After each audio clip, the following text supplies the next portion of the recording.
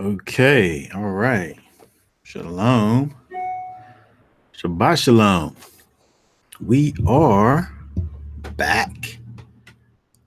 We are tonight going to be getting into the third part of a continuing series, The Words of the Master, looking at the words that Yeshua actually spoke.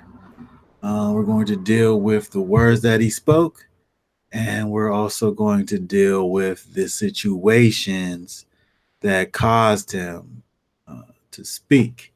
We want to see what we're able to learn from these situations, from the words of the master, so that, of course, we're able to, get a better understanding as to how it is we are actually to be as followers of Messiah. So we want to get right to it. I don't think I'm going to hold you too long with this lesson. We're going to look over in the book of John, Yochanan, the first chapter. We're dealing with, let's see, chapter 1, starting with the 35th verse. I'll probably read down some there. Let's see. I'm just gonna read a little at a time, and we'll just do it like that. I'll just read a little bit at a time and go through it. Let me pull up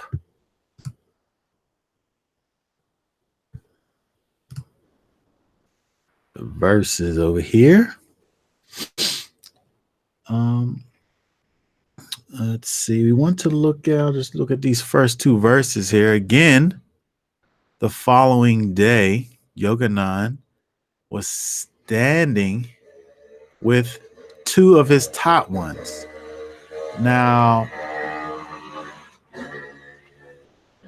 Now, first of all, this here, just to kind of get us caught up here, this Yochanan is John the Baptist, Yochanan the immerser, not the actual author of the book. So we're dealing with the following day, right? The previous day would have been when Messiah was baptized. So you have Yochanan, dealing in a place where he was, and with his disciples, and they've witnessed the thing that happened with Messiah, and it says over here again the following day, Yochanan was standing with two of his top ones, and looking at Yeshua walking, he said, "See the Lamb of Elohim." Okay, so what we want to kind of pick up on here is that we see um,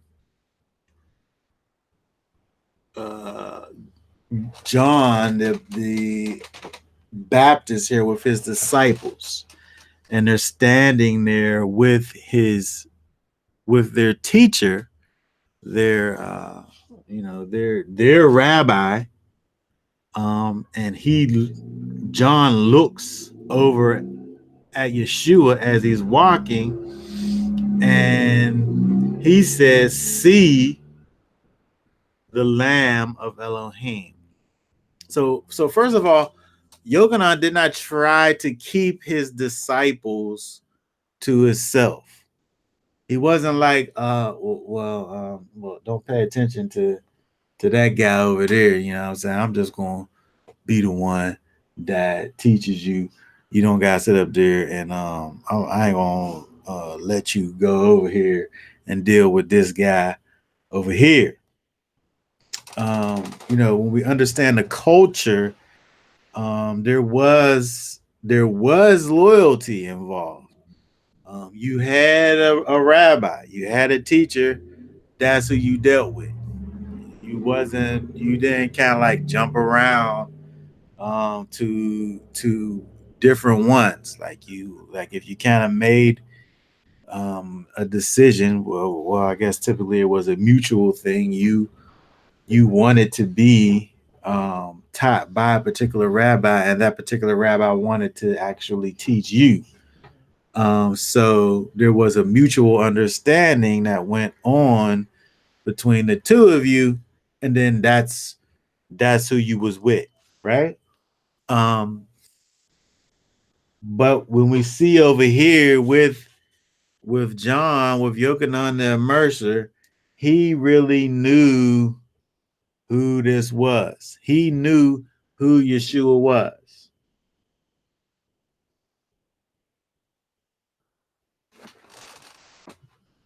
Case in point,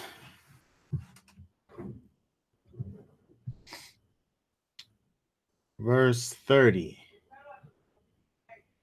This is he of whom I said, after me comes a man who has become before me, for he was before me.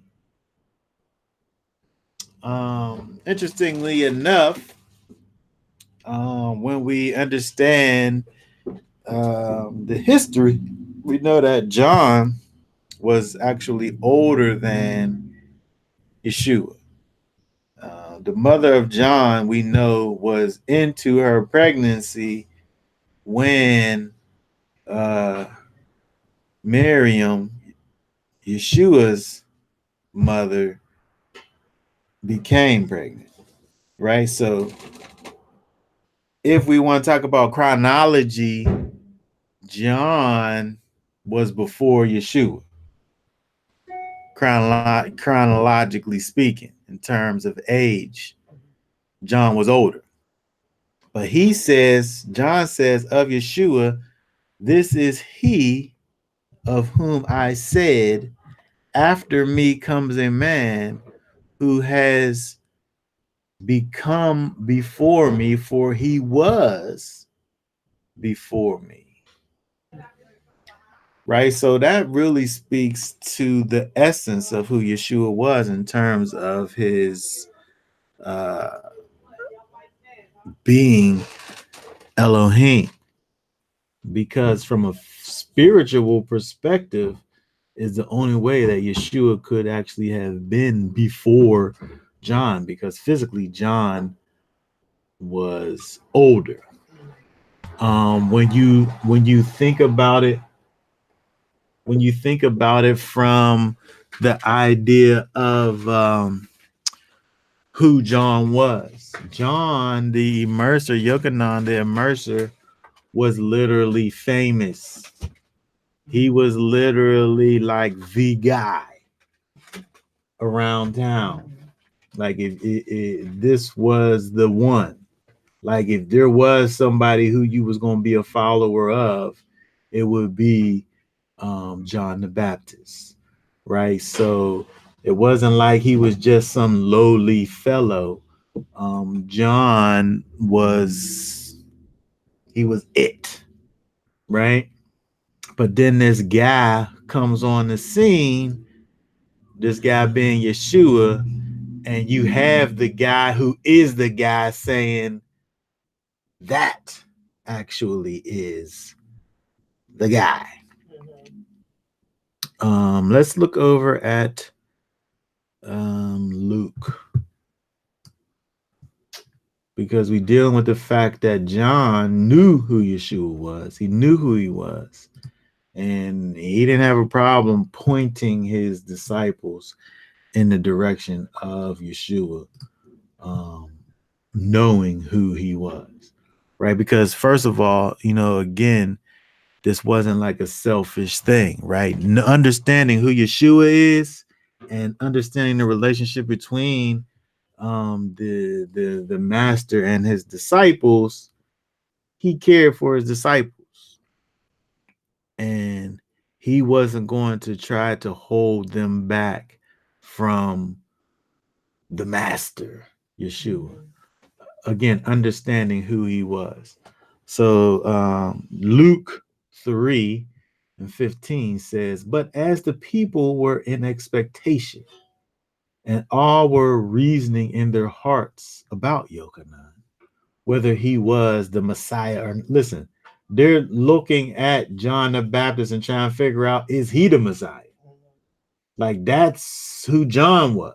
He was up there. He wasn't just some old regular guy. Like they're really like trying to think, reasoning in their hearts about him, wondering, is he the Messiah?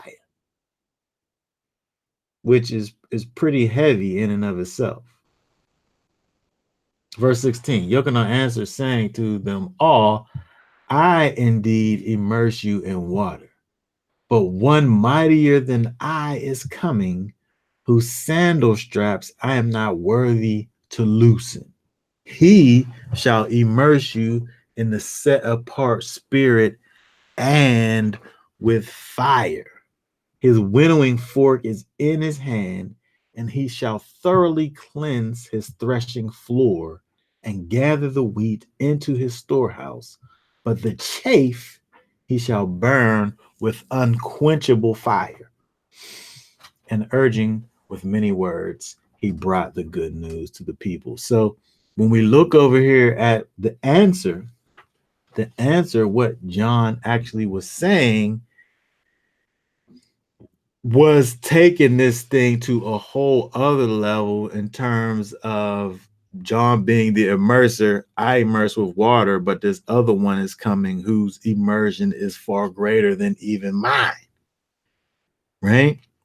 So he deals with the thing that he does in terms of baptizing, immersing people in water. And then he compares himself to Yeshua in that the thing that Yeshua is going to be doing is far greater than what he's doing. And then in the next verse, he takes it to another level in terms of this whole idea of judge. Right? When he goes into this idea with the winnowing fork and the threshing floor and all this and unquenchable fire, that's dealing with judgment. Right? So he's dealing with this one who's greater than him, who leads you in, not only is leading you into righteousness, but also is dealing with judgment as well. Which, when we really think about what's going on with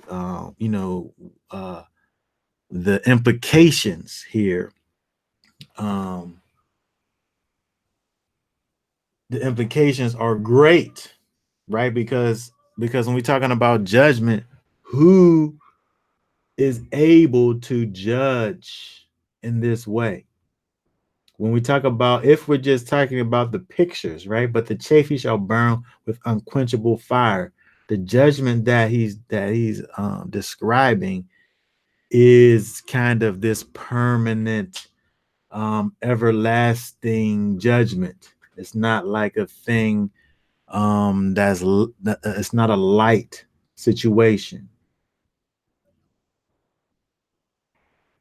Right? Again, we're looking at him pointing to Yeshua as being really this messianic figure, this one that the people who he's, the audience that he's speaking to, the one that they are looking for, right? Who's able to, again, bring them into righteousness and also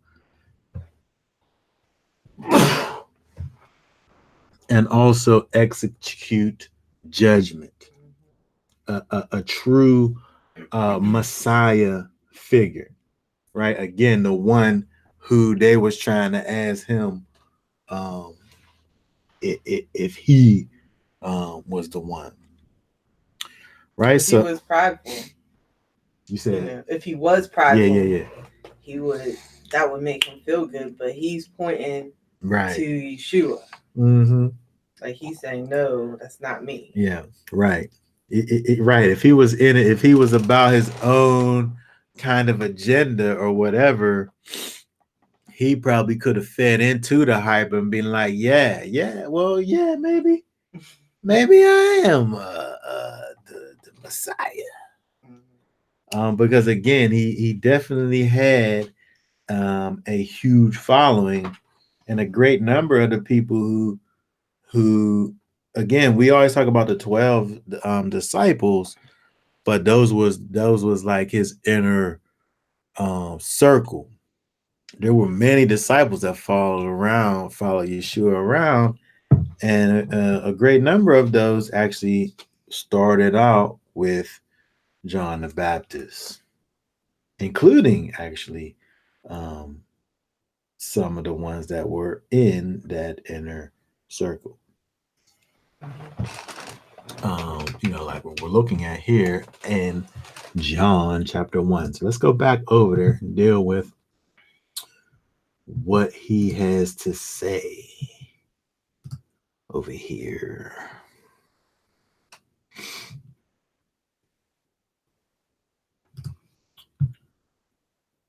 Okay, so again, John with his disciples points his disciples in the direction of Yeshua and makes this statement: see the Lamb of Elohim. See the Lamb of Elohim. This concept of the Lamb of Elohim is something that is unique to Yeshua. We can't look to the Torah and find a man described in this way in terms of someone being the Lamb of Elohim. However, it's not hard to see what the Lamb is in reference to, especially when we look back and see that John first says, when he first talks about this idea of being the Lamb of Elohim, he says that see the Lamb of Elohim who takes away the sin of the world. So we see where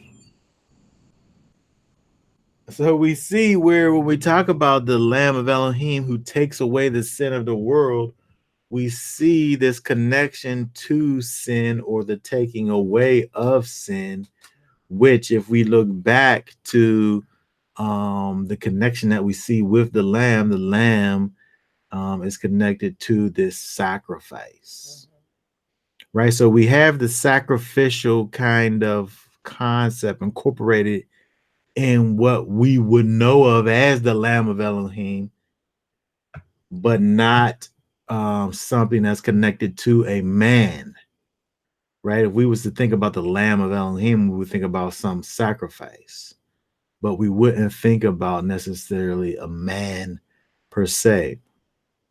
When we think about a lamb in this context, if we try to figure out this, how I think about the Lamb of Elohim, perhaps you think about the binding of Isaac, when he was willfully willing to lay down his life at the command of his father Abraham. We see that Isaac was indeed a perfect picture of Yeshua being the only begotten of the Father, and being that one who was willing to lay down his life. But again, it's just a picture, because the actual sacrifice that was provided wasn't a lamb. But in terms of, again, this picture, we see that there. When we think about a lamb among Israel, a lamb was killed and eaten at the Passover. So, and it was incorporated in the deliverance of Israel from Egypt. So we're able to see the connection between the lamb there. And we know that what Yeshua came and did later, we see great, a huge connection between the Passover lamb and Yeshua. The lamb in the Passover was slaughtered and the blood was used as a signifying and activating agent in the redemption and the salvation of Israel.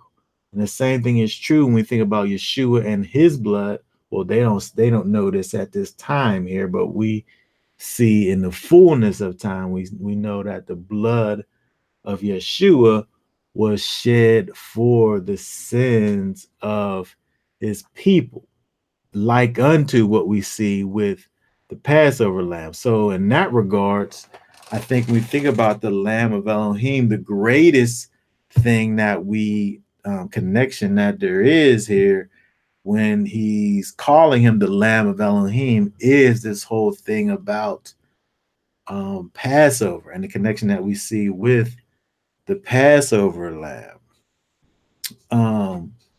But again, this is all prior to this, right? So there's some type of a spiritual understanding that John is having, and this thing that he's putting out here. And again, this is something that we're not able to look back in time and see other lambs of Elohim in terms of men.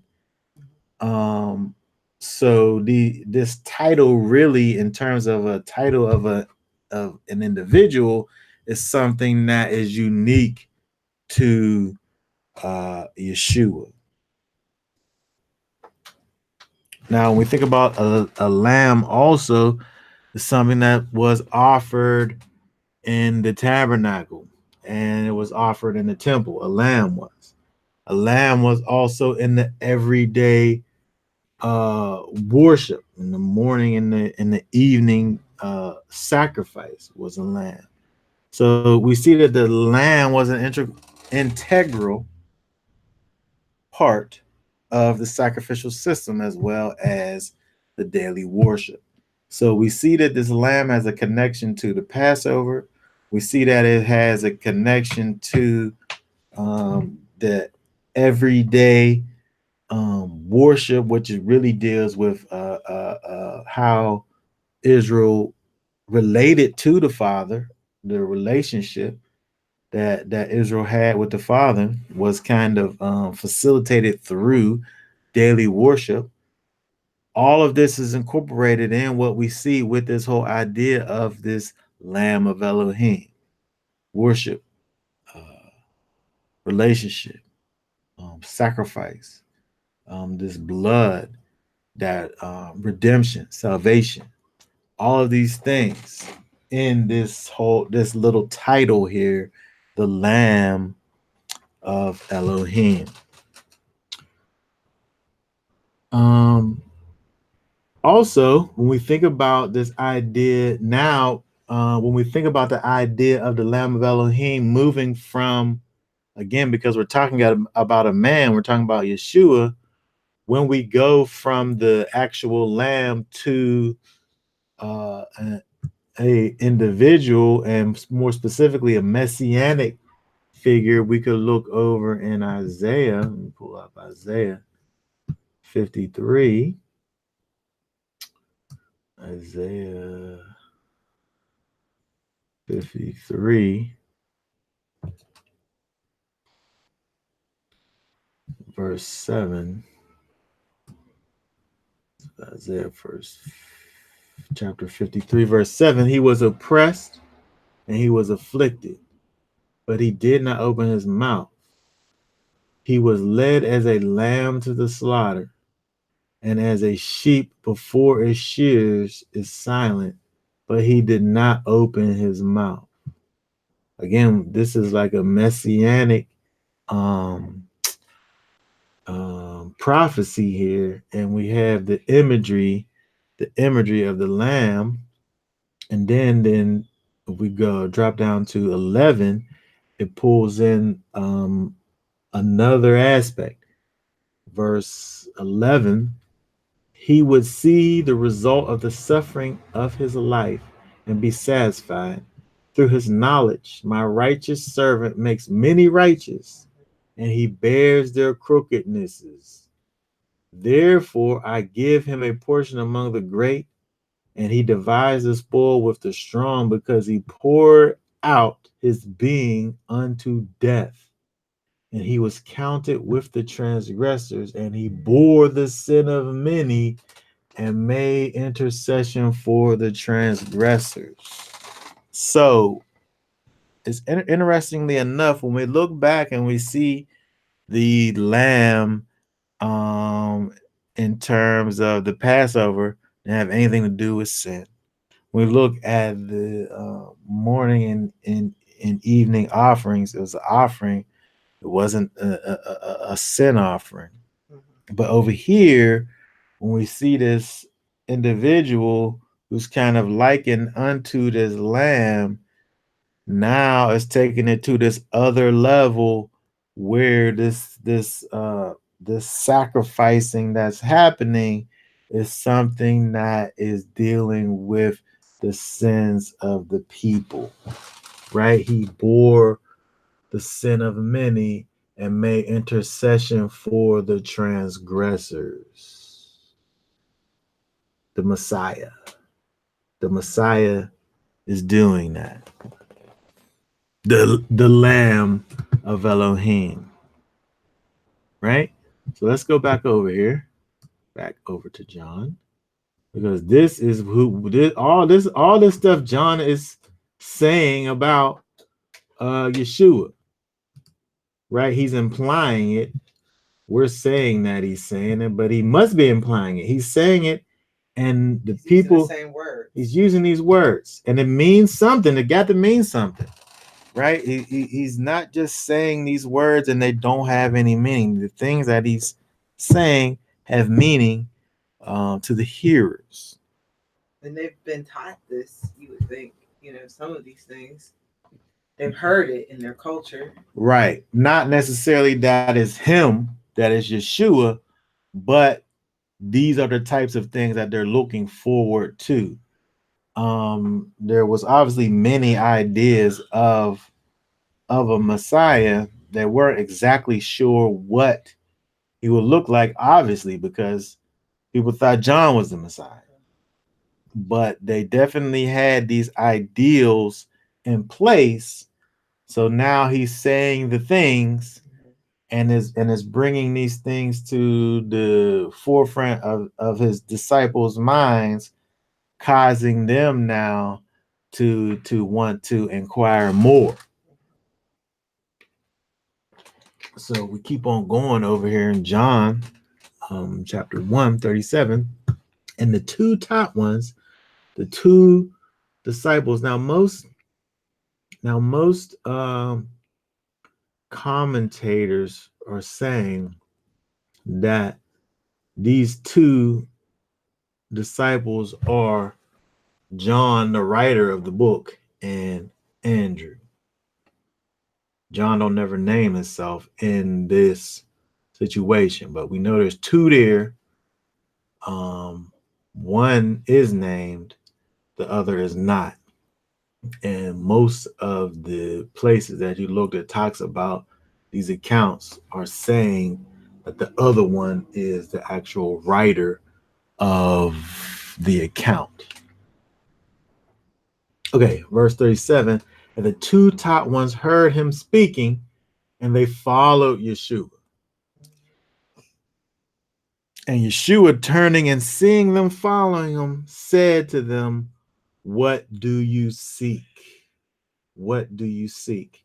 Now, this is interesting because we look at this and it just looks like he's just saying, like, what's up? Like, what you following me for? Like, what you looking for? Can I help you? Like, what can I help you with? Yeah, what could I do for you? Right? What do you seek? But this is some idiomatic speaking that's going on over here. Let me pull this up here. There's idioms. See, we have to be able to understand these idioms, because when we look back, we thinking he's saying like, what you need, what do you seek? But he's talking in idioms, right? When we think about idioms, an idiom is like when you can't necessarily look at what the actual meaning of the word is and be able to come to the actual definition of what's going on. An example is if I say it's raining cats and dogs, that don't mean that literal cats and dogs are falling out of the sky. It means that like it's raining very hard. Um, but that's an idiom, right? So here, if we look over here, hold on. Raining cats and dogs. Yeah, right. Hisky loves expressions. Right. You could probably come up with a few because he Right. collects them. Right. So these expressions are idiomatic. So let's see here. We want to put this up. Um, seek. Okay. This word here in the Greek is say teo. Say teo. Greek. Of uncertain affinity to seek literally or figuratively. Over here, this is what we're dealing with here. Specifically by Hebraism or Hebrew idiom. When you see this Hebraism, is dealing with the idiomatic sense to worship Elohim. Specifically to worship Elohim. So this is an idiomatic phrase that is relating to worship. When he's asking them, when he's saying, what do you seek? He's really saying, um, like, what are you seeking out to worship or follow? Because look at what the answer is, right? And they say to him, Rabbi, which is teacher, where are you staying? They trying to follow Yeshua. They're trying to be like, okay, wherever you're gonna go, that's where we're gonna go. Yeah. Like where are you living? Which again is another, when we see these things that are being said, where are you staying, is like he's saying, where are you living at? Where are you abiding at? Where are you gonna be at? Because I'm trying to be in that same place.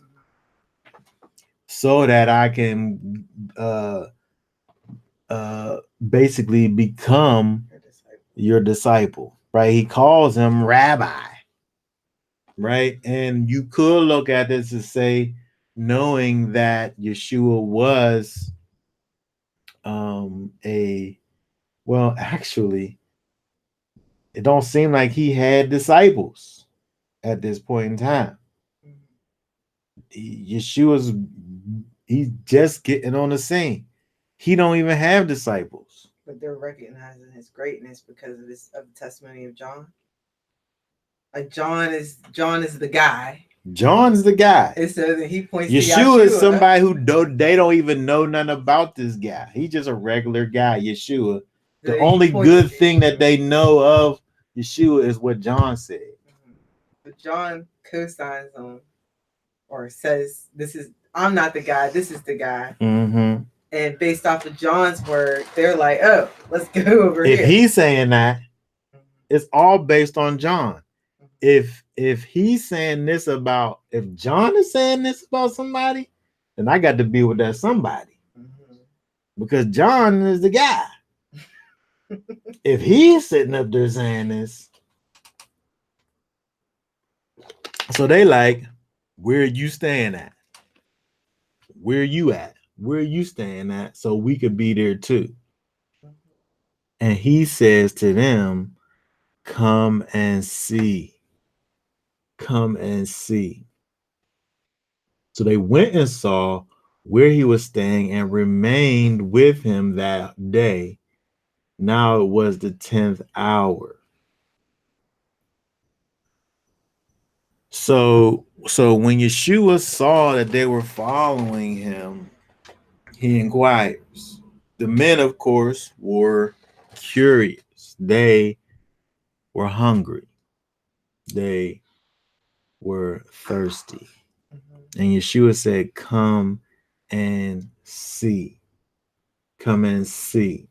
Now, when we look at the word "see" from a Hebrew perspective, let's pull that up in the Hebrew. We look at the word "see." Hold on. What's in there?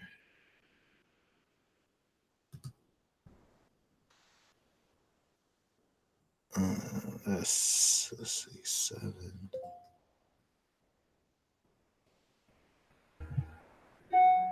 Let's look that up in the Strong's. Ra'ah. Ra'ah, to see. Literally, let's see, advise self, appear, approve, behold, certainly, consider, discern, to make, to enjoy, have experience, gaze, take heed, lo, look on.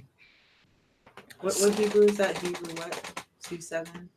7200. Okay. Ra'ah.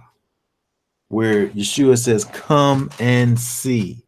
So again, they're trying to figure out where he is staying at.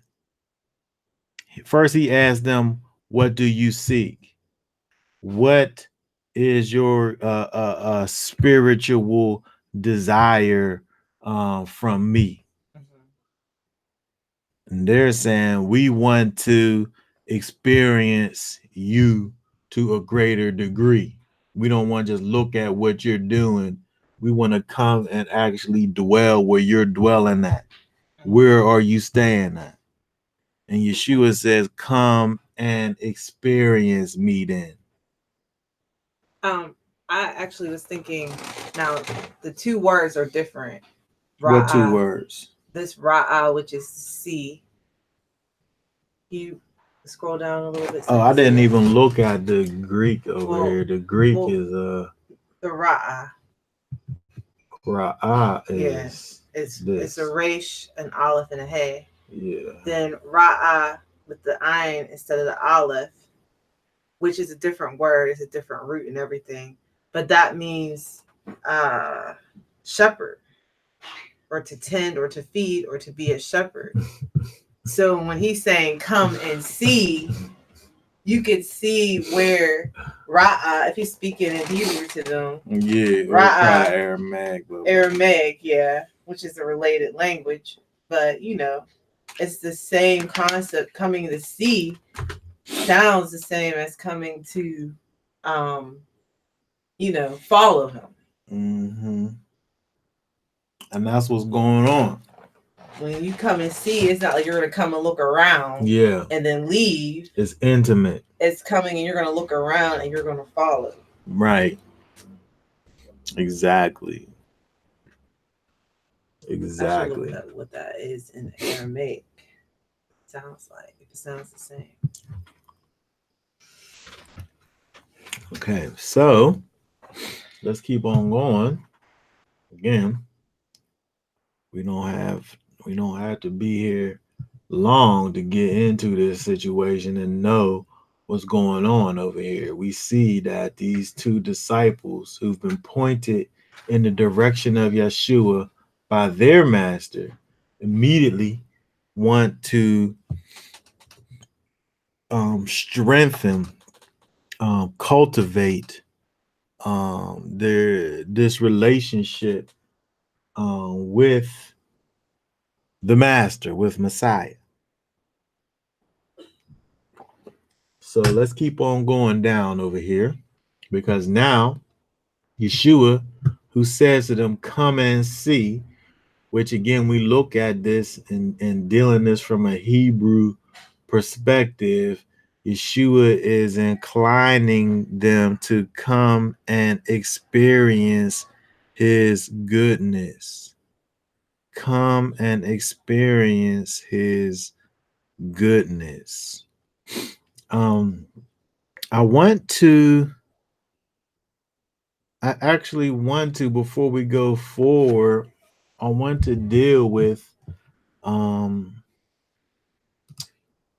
I'm gonna look at Isaiah real quick. Isaiah, I think it's 55. Yeah, Isaiah 55. Because again, when we look over here and see what's going on with the disciples, well, with the disciples of John, where they see Yeshua, they don't really know who he is, um, more further um than what John had told them. But when they inquire from Yeshua, Yeshua is not dealing with them in terms of there's no kind of hesitation with his situation. He's like, come on, let's go. Right. But it made me think about Isaiah 55, first couple of verses where it says, oh, everyone who thirsts, come to the waters. And you who have no silver, come buy and eat. Come buy wine and milk without silver and without price. Why do you weigh out silver for what is not bread, and your labor for what does not satisfy? Listen to me, and eat what is good, and let your soul delight itself in fatness. Incline your ear, come to me. Hear so that your soul lives. And let me make an everlasting covenant with you, the trustworthy, loving commitments of David. When we look over here and see kind of this thing that's dealing with this thing that's really pointing to what we find in Messiah, we see this kind of put into like a practical application by Messiah with these men, where they don't necessarily have anything to bring to the situation, but their desire to receive. And Yeshua, what he has to bring to the situation is his desire to pour out into these men, which is the same kind of a thing where he's inviting them to come and enjoy these things that he has, and you can get these things, but it don't cost you any money. I mean, but to me, that's a true definition of a teacher. A teacher teaches. A teacher pours out. You know, we talk about more being related to the Hebrew word Torah, which comes from the root Yara, which means to flow. So Yah gives understanding to the teacher, and a teacher gives understanding to the student. Right. When I think about more, I like to think about it in the aspect of the archer. He's the archer who is showing the pupils how to shoot their arrows straight. Um, so we have all these things, right, where you have these relationships that are dealing with giving and receiving. And with Messiah, he sees the readiness of these individuals, and he invites them to come see what he has. So perhaps Andrew, So perhaps Andrew. Well, first of all, let's go back. Let's go back over to John real quick, because there is a response. There's a response to all of this that happens, where the disciples went back and they hung out with the master for some time, some hours. They spent the day with him. And if we look at verse 40, we're down to verse 40 already. Verse 40, and Andrew, the brother of Shimon Kepha, was one of the two who heard from Yochanan and followed him. First, he found his own brother, Simon, and said to him, "We have found the Messiah," which means the anointed. Now, how in the world did he come to this conclusion? Did he come to the conclusion solely based off of the strength of what Yochanan has said? Or maybe it was a little bit of what he saw over the few hours that he hung out with Yeshua. Either way, whether it was just based on if he was already sold by the time he's seen Messiah in the first place, or he was like almost there, and then by hanging out with Yeshua, it took him to the next level. Either way, whatever the case, he had to tell his brother. There wasn't nothing that was going to stop him from letting his brother know what he now knew. We have found the Messiah.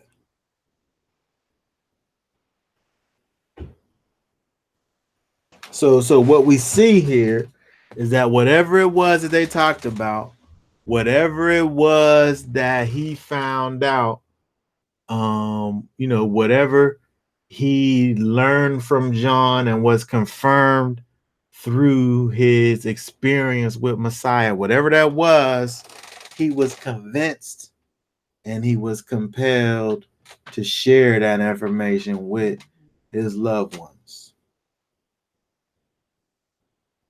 Right? So when we think about this now, we could go all the way back to John. John knew who Yeshua was. And knowing who he was, he knew that he wasn't able just to say, "Well, you're my disciple, so don't worry about who he is over there." Knowing who he was. He knew who he was. So therefore, knowing who he was perfectly able to go ahead and send his people over there and say, that over there is the Lamb of Elohim.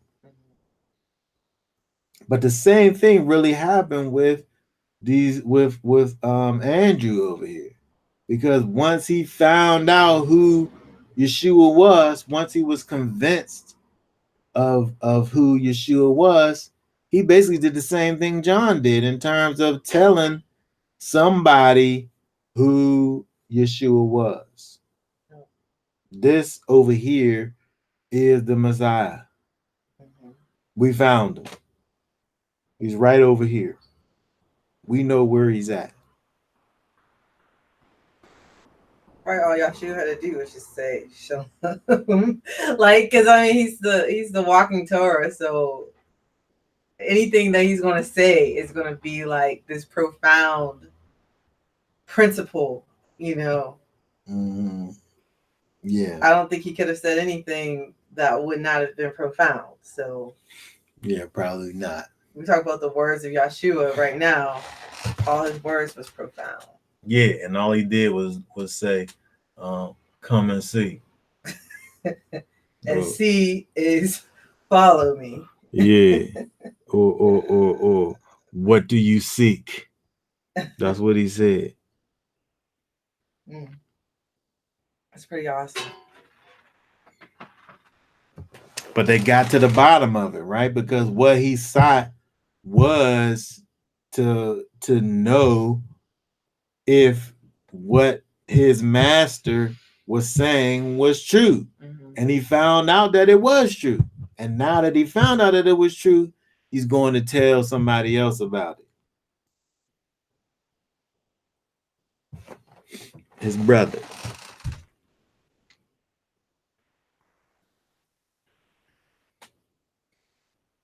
Okay, so let's go keep on going down here. And he brought him, his brother, to Yeshua.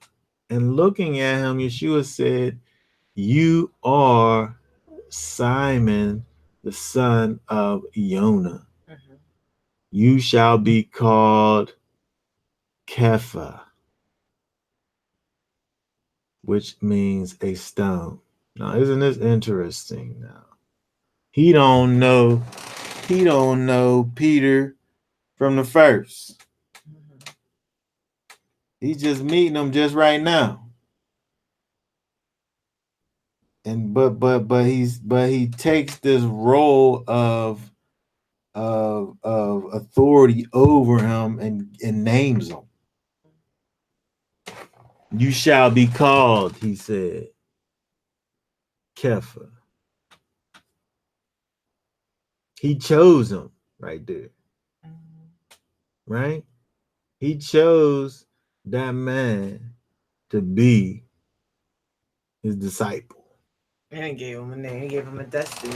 Instantly. He gave him a destiny he was going to fulfill as being his disciple. Mm-hmm.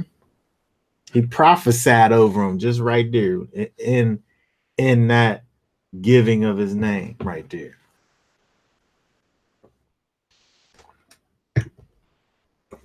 And so when we look at that, that's a little bit different from what we see with Andrew, because with Andrew, he heard of Yeshua and then inquired about what he heard.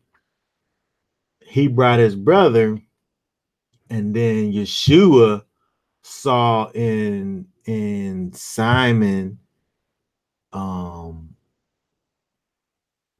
something and chose him now.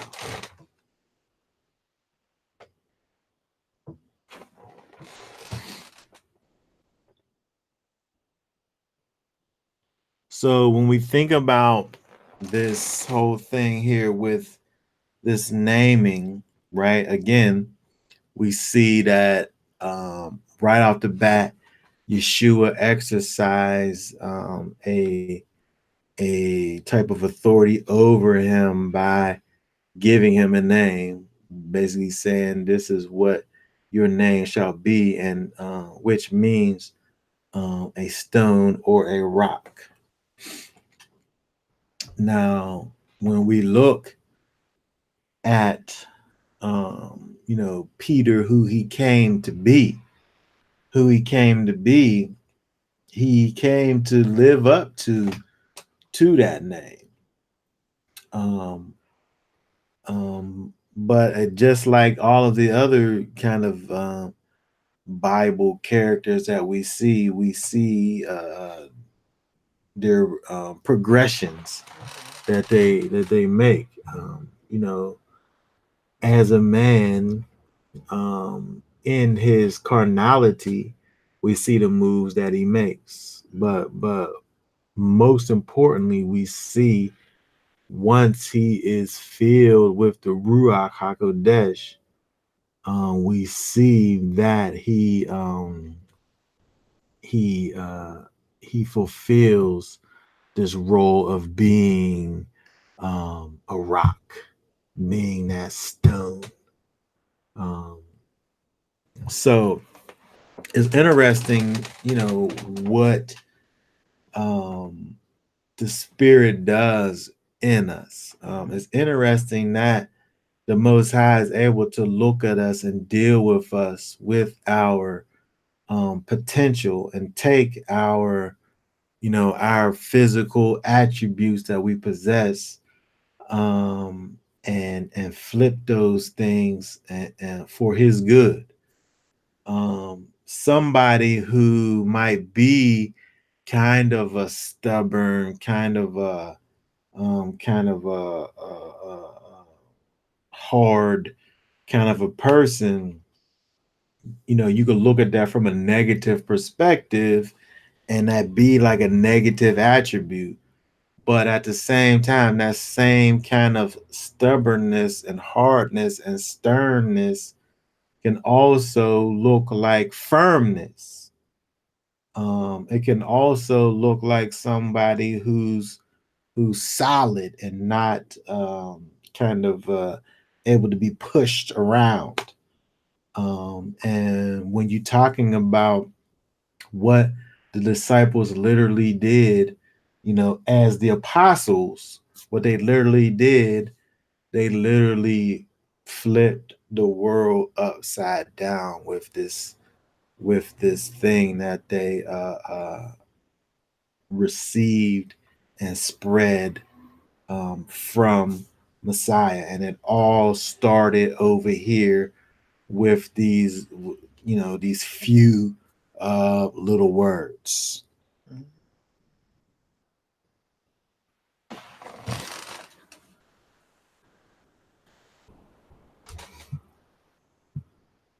Okay.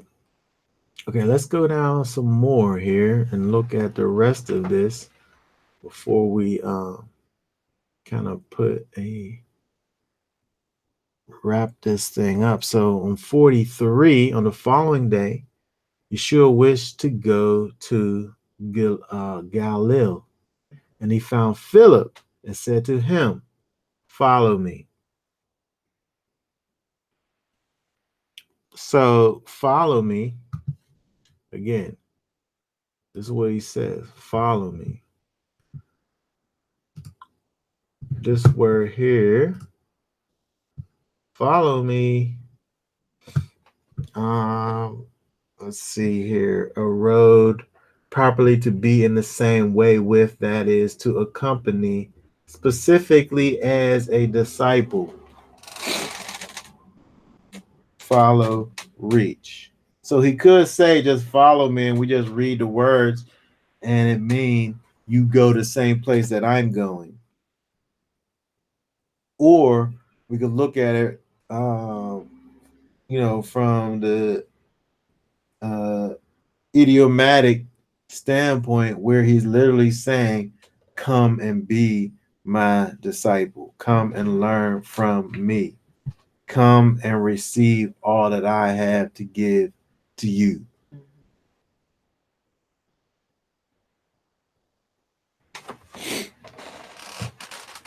So now he's just going and getting people now, right?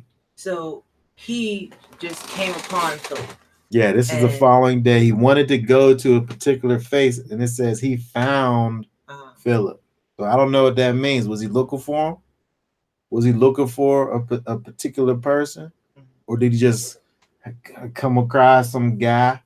I don't believe that he would have just came across him. No, it says that he wanted to go to a particular place. As if he wanted to go there so he could find this guy. Find this person.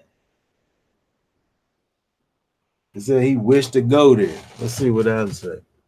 He wished to go there. Would go forth in Galilee, find. I'll say so. Would, maybe it's this. Hold on. Wish to go forth. It will probably be this.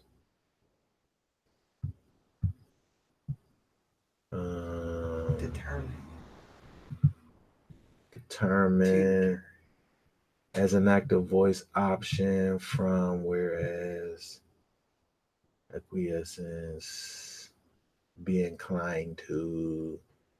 By Hebraism, to delight in, desire. See, this is what we got to look at, these Hebrewisms, because we have all these idioms that are going on. Again, he's saying these things are being spoken, but we're not thinking about it in a proper context. So when we understand that these things are Hebrew idioms, we can understand that it's more than what it's actually saying. So we look in this version, like over here in the KJV, it says that he would go forth into Galilee. That's the KJV where it's not dealing with the idiomatic sense. So we look over here in the scriptures where it says he wished to go, which is closer to that idiomatic sense in terms of he had a desire. It wasn't just like, well, I'm gonna go down here over to this. He had a desire to go to a particular place, and then he found Philip and said to him, "Follow me." So if we have the idea that he was actually looking for Philip, he was. I think he was. I think that's what happened, right? And it says in 44, and Philip was from Bethsaida, the city of Andrew and Kepha. So they were from the same place, right? So he's seeking out these particular ones now, it seems. And then, so the one that he was seeking out finds this other one. The one that Yeshua sought out found this other one. So it's interesting how this is going on because you have first Andrew who found Yeshua, followed Yeshua, went and told his brother. But when the brother, who we know as Peter, comes to Yeshua, the first thing he has to say to him is, I'm going to give you this name, right? Almost as if to say he had it in his heart already previously before they even came. So when you think about the fact, when we think about this idea of a calling that's on people, right? These things is all lining up. It seems as if Andrew went and found Yeshua, but the way it planned out, it seems as if he already had a plan for his brother that he didn't even meet yet until Andrew goes and tells the brother. Yeah.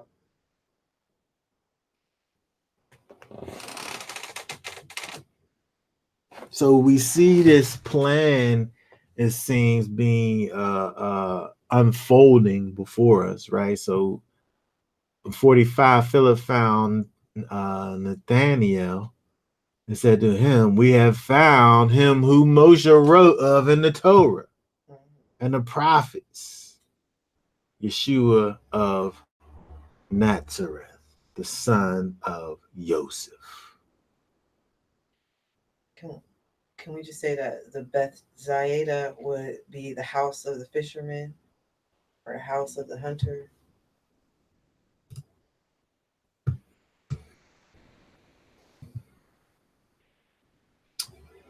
Okay, this over here, Bethsaida. Fishing house. We know those guys from other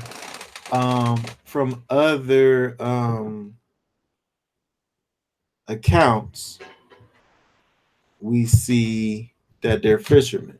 We see other accounts of this happening, and then we see other places where Peter's called Kepha, but over here, this is a specific kind of part of the story where he actually is called that. And we see again when we think about Yeshua dealing with these disciples that he gets, and he goes and he tells them in that place where he's going to cause them to be fishers of men, which is so interesting because they're out here doing this physical thing that from a spiritual, I guess even from a physical and spiritual perspective, that they end up doing. So their occupation kind of prepares them for their spiritual occupation. The thing that they're doing in life, Yeshua takes that thing and he uses it for the kingdom. Right. So we might think, well, what is it that I could do for the Father? What can I do? I don't know. What are you good at doing? And whatever that thing is, the Most High gonna take that thing and use it for His purposes. And that's what we see over here. He goes and he gets these people. He don't go into the synagogues and get these learned people and these people who sat up under somebody, at the feet of the most yeah. He used Paul for a specific purpose, but these people over here was regular guys. They was just out in the street. From places that the learned people wasn't from these places. Like these was literally unlearned people on purpose, I would say, because he wants to have these empty vessels where he's going to sit up here and pour into them and not have to deal with these other things that's going on. Although we dealing with some of these guys who were disciples of John the Baptist. John the Baptist, even though he was of a Levitical stock, he wasn't in there with them people. He was out in the wilderness eating honey and bugs, locusts. Right. So he definitely was from that righteous stock, but he wasn't of that school of thought like them other people was, right? So to take disciples from John really was up his alley, because it's the kind of people that he wanted, like the people who was of the people. Okay, so when we look over here again, we see who the impression that is made on these men by Yeshua. You want me to, Sister Gabriel put a couple of verses over here. What is that? She said, for example, Acts chapter 4, verses 12 through 13, where it says, neither is there salvation in any other, for there is none other name under heaven or earth or among men whereby we must be saved. Okay, and it says, now when they saw the boldness of Peter and John and perceived that they were unlearned and ignorant men, they marveled, and they took knowledge of them that they had been with Yeshua.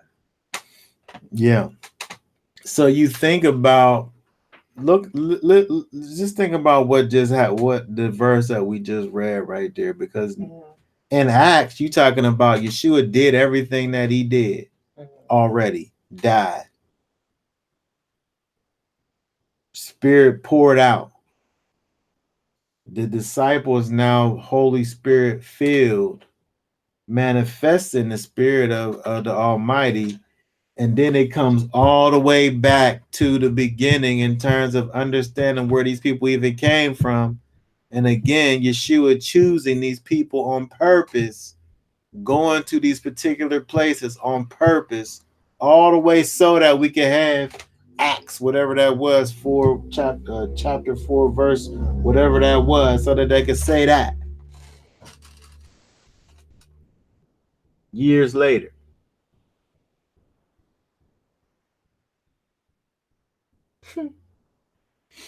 It's all in the plans. Yeah. It's all in the plans. Okay, so if we look over in Deuteronomy, I'll be down here in a couple minutes. Deuteronomy 18 and 15. What says, Yahweh your Elohim shall raise up for you a prophet like me from your midst, from your brothers. Listen to him.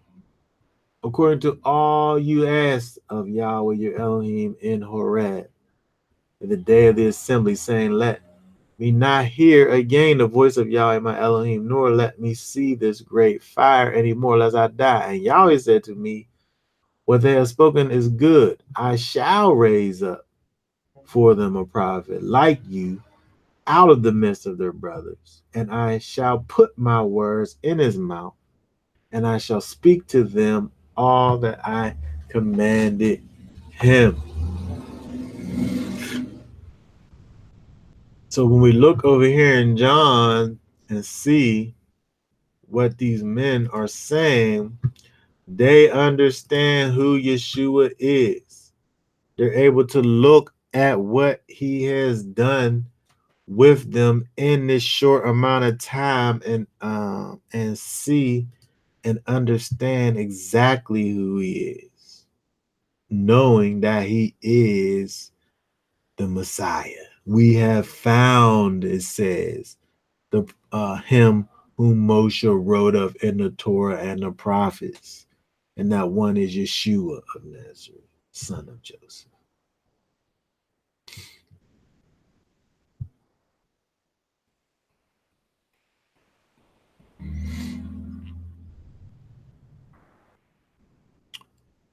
And let's go down to read the last few verses here and wrap this up. 46. And Nathanael said to him, is it possible for any good matter to come out of Nazareth? Really? Philip said to him, come and see. That is so they can't even believe it. How are you gonna sit up here and talk to me about the one that Moses and the prophets talked about from Nazareth? I guess it don't even make sense to them. Like, it don't mean nothing to us really, because we don't understand Nazareth. But Nazareth really was this. It was not. When we think about Israel at that time, you had a tremendous Greek influence, and when you had the Greek influence, everything was just about learning and kind of being intellectual, kind of upper echelon, and you're thinking and philosophical and all of this. Nazareth was a place where it was just regular people over there. Working class. It wasn't like these other places maybe was like, I'm just using this just for now terms, maybe this is like your metropolis kind of city-ish areas where everything's kind of progressive. In their case, it's progressive in thought. Mm-hmm. It's progressive in philosophy. Mm-hmm. But in Nazareth, it was just kind of just country. They was out in the country, and they were just some regular old folks. So how's anything good gonna come out of there? That something good should come out of this progressive kind of forward thinking places where the scholars are. Mm-hmm. That's where he should come from. Philip said, come and see.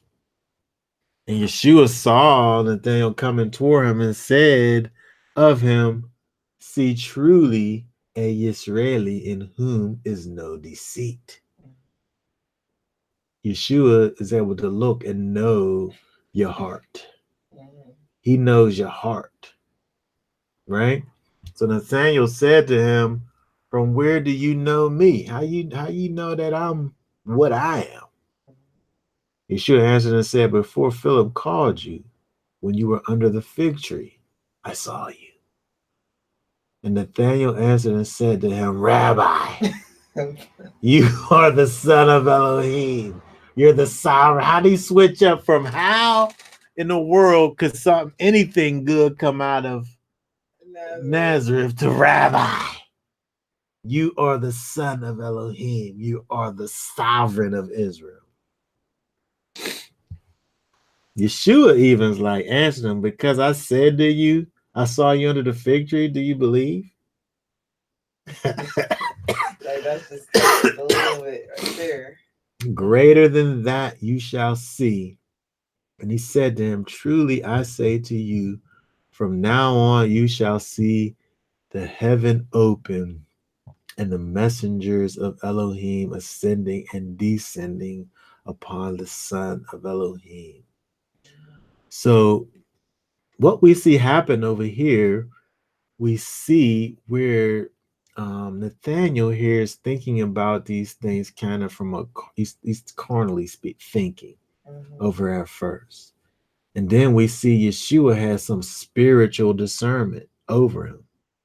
See, truly, you are truly a Yisraeli in whom is no deceit. He looked at his heart and saw that he had a pure heart. And Nathaniel is like, what are you talking about, right? So when we look over here, whenever he able to get this rationalization, whatever it was that happened over there, when he mentioned that fig tree, which must have been some type of transformative moment in his life, this thing that happened over here with this fig tree, when he mentioned that, Rabbi, you're the son of Elohim. But then what Yeshua says to him, right? Truly I say to you, from now on you shall see the heaven open and the messengers of Elohim ascending and descending upon the son of Adam, the son of man. When we look over here in Genesis 28 and 12, is Jacob and Jacob's ladder, the dream that he has, right? So when we think about what's going on over here with what and Yeshua, this thing that Yeshua is connecting this to is what literally just happened.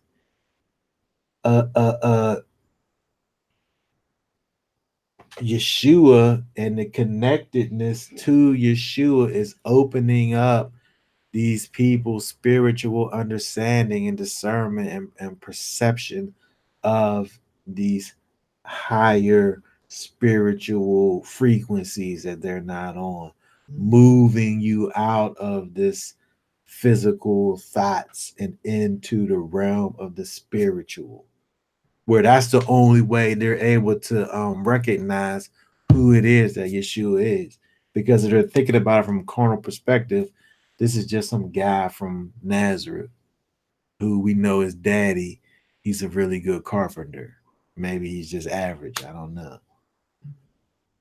But dealing with Yeshua is something that's opening up your spiritual connection, reconnecting you back to the Father. Like he's pointing you over to this thing over here, this Jacob's ladder thing, right? Where you see now there's a connection between the spirit realm and the physical realm, right? Wait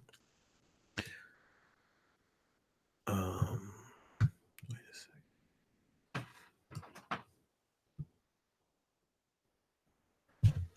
Okay, so when we think about what's going on over here with these particular words of Yeshua, we see where Yeshua's looking inside the hearts of the individuals, and he's dealing with them based on his foreknowledge, right? He clearly, he wasn't just choosing people randomly. It wasn't random. He had foreknowledge. He knew that if he deals with this one, there's a brother that's gonna be my man. That's gonna be my one.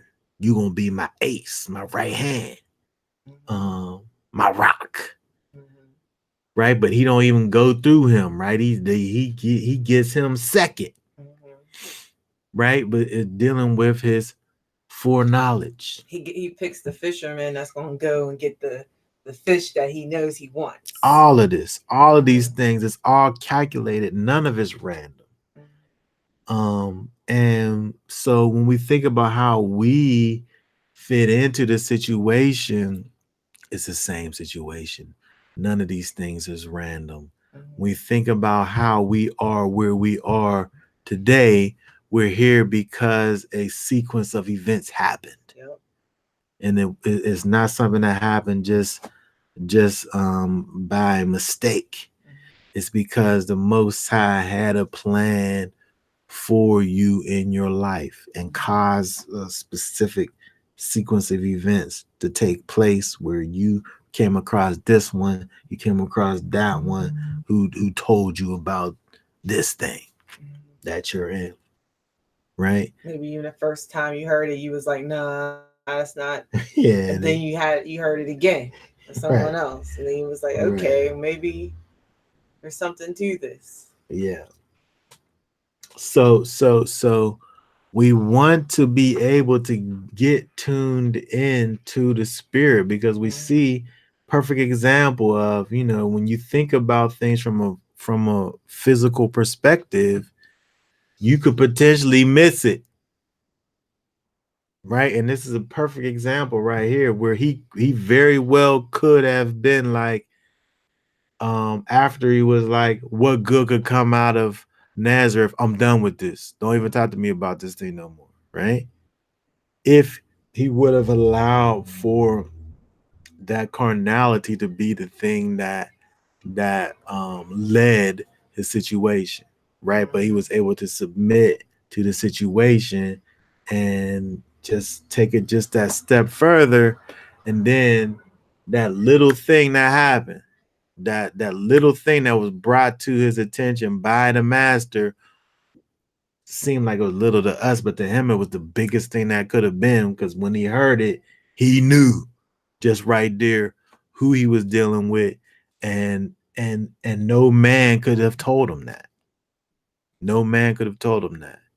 So it's all about, when we look at this little portion over here, it's all about that spiritual connection that we have with the master, because all of these connections are made, and it's all something that's more than just what's on the surface. That's bringing these people over.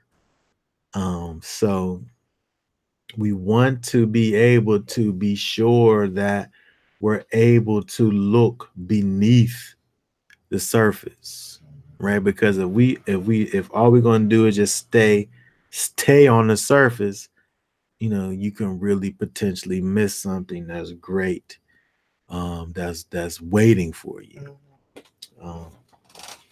Okay, so that being said, we want to go ahead and be done with this for right now. In terms of looking at the words of Yeshua with him dealing with his first disciples. So again, we want to continue on with this. Y'all willing, we will be back at the end of the next month with our next installment, part 4 of the words of Messiah, the words of the Master. Friday, August 23rd. Yes. Thank you very much. And 2019. If this is yeah. Okay, that being said, for now we will say Shabbat Shalom and God bless till next time.